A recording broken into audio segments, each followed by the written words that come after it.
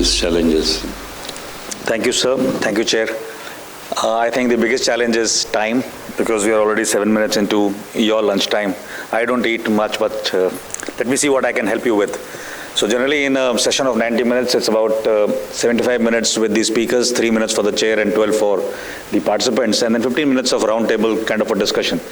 But having missed that part of the boat, I will come straight to 2 or 3 aspects of recommendations as the chair has asked me to enunciate. And this will be, just extempore. So the biggest challenge, you have, LNG IS square, you have CBG, you have SAF, you have methanol. And the bouquet of bioenergy today in India is into 3 divergent streams. I'll keep it simple. The first is bioenergy in terms of steam-based application, heating and cooling applications. So basically thermal and steam. And there you have the boilers at the end. So you have to run the boilers to produce steam for industry, to industrial use, coming down to densification of that biomass to make that biomass from the fields reach the factory where they can burn. The second segment is to do with biofuels, and all kinds of biofuels has been spoken today, and many more under the research paradigm as well. And the third is the sector which is biomaterials, or literally anything, right from your furniture to packaging material, cardboard, stationery, crockery, cutlery, textiles, everything is made from biomass these days. So if you see the 3 prominent aspects of the bouquet of bioenergy, the upstream part of all 3 is the most challenging. So the lady on the dais also mentioned about it, all the gentlemen mentioned about it. So I think the bugbear is the supply chain of the feedstock in a sustainable manner, and when we say sustainable, is the quantity and the quality both at the premium, because there was certain technology which Baruchji mentioned requires a lot of pre-treatment as well to put it into the system. So without much ado, let me just talk about a few aspects of the supply chain today. For anything else, I had a lot of things prepared for the SF world today to energize them, but I don't think so there's a time to energize today. So in the biomass domain, the key function is to get the supply chain at the grassroots mapped and a supply chain plan made.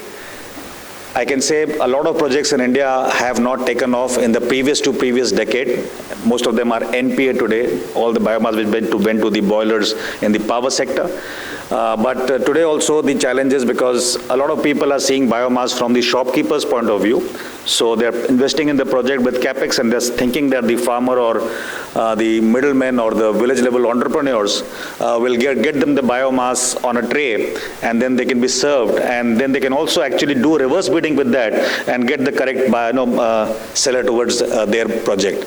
It's not going to happen like that.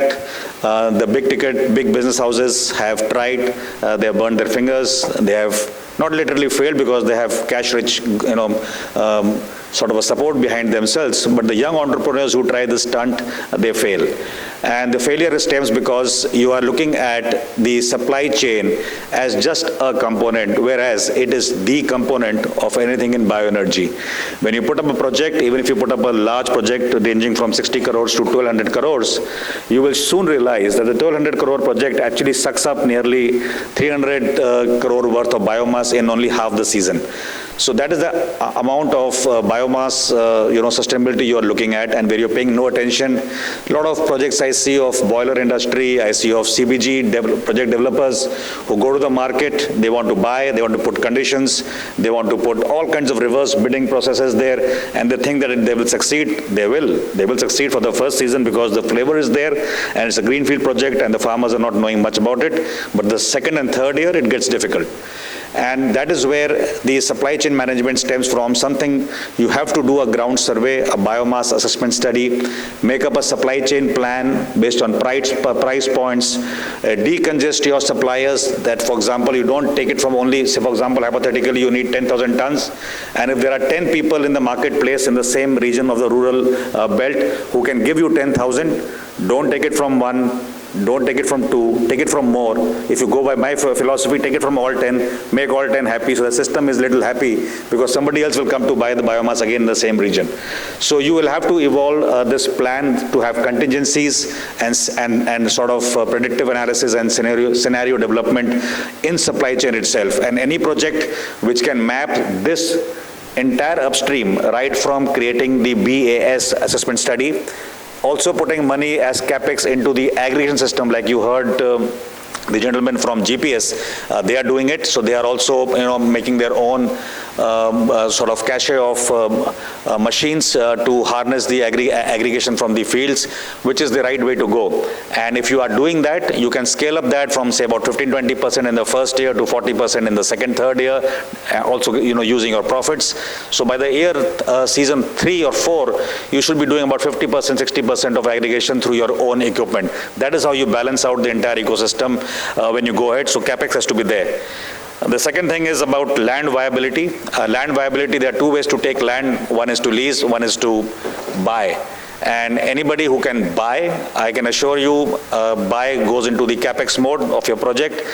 And if you actually hedge it towards the 30-year or 15 or 10 years of a project life, depending on whether you're doing ethanol or you're doing a briquetting plant, you'll be able to make a little bit more sense about the money you're using in leasing, because leasing is something which gets a little difficult. You saw Suzlons and those likes of wind energy sector when they went to Jaisalmer 3-4 decades ago. I was there as a young officer, and the hardship they faced in the previous decade in terms of those renewables of those land deals, this is something which you need to take. I'm against subsidy, so I will not say. I just read an article while coming here, published by CEW, about how to recycle and reuse the machinery from happy seeders to not so happy seeders in the world. And the only thing I had to observe there is that subsidies kill a lot of market in India, and it should be avoided for people who don't deserve the subsidy. So you have to earmark and benchmark who needs a subsidy in this country. Now coming on to few numbers only, I will just take a minute, sir, because I think we are already late. How much minute we have, sir? 2-3 minutes or less? 3 minutes? All right. So let me just tinkle some young brains, because I see a lot of young brains, and when I see young brains, I get excited. So biomass supply chain, anybody who got a problem setting up a project in entrepreneurship, you can come to me, you can come to Mr. Adlaka. Everybody knows about supply chain, and if you want to deep dive, we can support you there. As project developers, you have got 3 project developers today on DIAS. You can interact with them as well. But let me throw some numbers. So I went to Soperton a few years back when Lanza Tech was already there, and Lanza Jet was just coming up from the earth that time. And let me tell you, a beautiful facility there, not only from the design perspective, but what I noticed the best about scientists when you travel and you meet people is that the passion which they carry, same like our ISRO, when you find us as scientists very, very, upbeat. I think the scientific community needs a lot of favor from the government of India in terms of research and development. And unless we invest a lot of money, whether you want to invest as a private sector or as public sector or the government G2G funding which can come to India, I think we are lagging behind by about nearly 2.5-3 decades, even in the game of bioenergy today, because a lot of technology players come to us and people like us and say that we have this, we have that. How about getting it into the system of the Indian bioenergy space? While it's good to look at what they have, but it's also very disheartening to note that we are not investing. So green hydrogen is the only place, I think, when we announced that policy, that 400 CR was announced as R&D. I'm not too sure where the money has been, invested and how fruitful that has been. But the scientific community and the stakeholders, including the project developers, need to come together to create consortiums to draw down that kind of money from the government of India and do actually some R&D which is for a futuristic application. In terms of the SAF industry first, because there are 2 bigger players here today, one has not been able to reach. Boeing has already announced, I think by 2037, there will be nearly 39,000 plus aircrafts more added.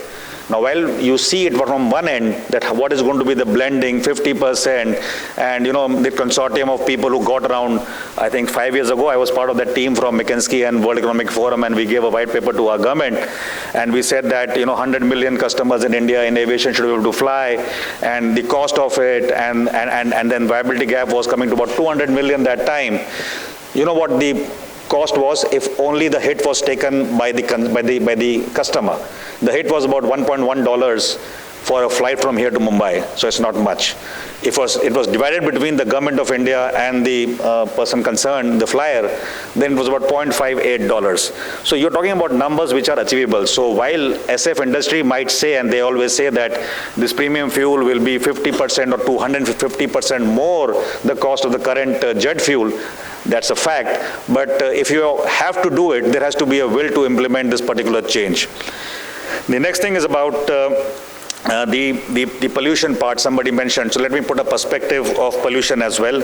So aviation emission will amount for 5% of your entire budget of carbon emissions by 2050, I think, and that's about 43 gigawatt of power basis. So you're looking at a whole lot of things which are going to happen. And when you say aviation, don't stop there, because if 40,000 new aircrafts are going to come, then each aircraft has got a person there. The person has to commute to the airport in some vehicle. The air hostess and the pilot have to come. The cargo has to come, and Taj Sats and those likes of people also have to come in. So if you actually see the entire value chain, it's a huge value chain which needs the difference to be made. So methanol or blending by our current program of ethanol blending program the country has, we can see wherever we fit in, but the entire bouquet has to be much more realistic. Today, unfortunately, and just two parting shots because I have a lot to say, but let me limit myself. The first part is Energy Transition 2070, and I say it in every forum. Our country still has not mapped basis the population, which we are generally saying will be 1.85 billion that time, because I don't know what we're going to do, because obviously the rate of growth of population is declining. So from 1.4 plus today, you'll go to about 1.85 as per normal norms in 2070. What is the industrial and the domestic requirement of energy? What kind of energy, what kind of transition is required? So you see the transport sector, which is the surface communication. We're talking about hydrogen. The day it happens suddenly, you'll find that rest everything is going to get redundant to a large degree, right? You're currently into EVs. You want biomobility. There's a session after this. I think I'm part of it. I'll come for half an hour that time as well. And I think we need to focus that where that bouquet has to be created. So are the pathways defined?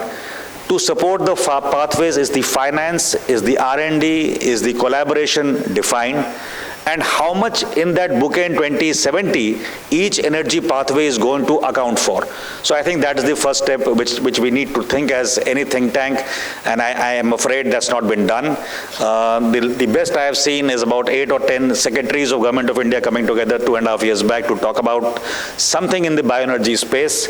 Obviously they were conditioned and hosted by MNRE, but after that, what is the takeaway? How is the policy? How is the drafting going on? I think there's a lot of void, and the stakeholders need to be engaged again.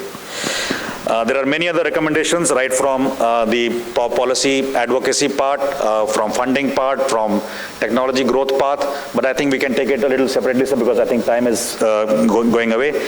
And as a true military leader as well in the industry today, I want to say that let's stick to the time frame as well, because we have to come back after lunch for another session. And meanwhile, I'll go and do a meeting in 20 minutes in CP and come back again, sir. Thank you so much.